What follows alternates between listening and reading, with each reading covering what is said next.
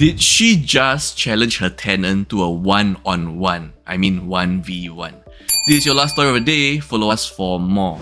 So on July 27, 2024, inside the Sunny Spring condominium unit at Geylang Lorong 40, Singapore, this landlady, 51 years old, questioned her tenant Cheng Yong-sin, 44 years old, about, were you cooking in your room? And that conversation quickly escalated into a pretty huge quarrel, argument that both sides started exchanging regards, sending regards to each other, okay? And then the landlady actually asked Chen if he wanted to fight, a 1v1, a one-on-one.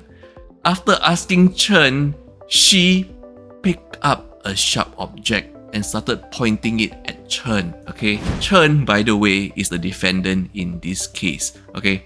Chen then wanted to protect himself, and apparently there were no shields around him that could shield him from a sharp object, so he instead picked up a can of insecticide spray. During this heated dispute, there was a point when the landlady maybe cooled down a little bit and put that sharp object down.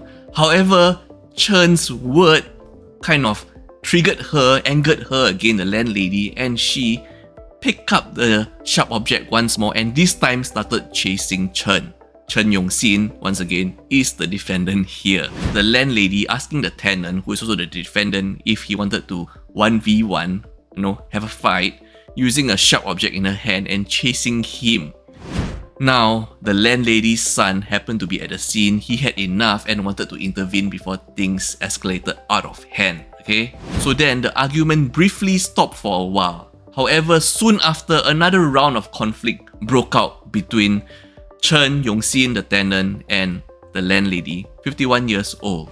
At this point, Chen decided he will use his insecticide spray and spray it directly into the landlady's eyes. So the prosecution argued that Chen had previous criminal records, including voluntarily causing hurt and harassment-related offences. However, Chen's defence pleaded for leniency, noting that while Chen had past convictions, they were from more than 10 years ago and he had not committed any crimes in the past decade.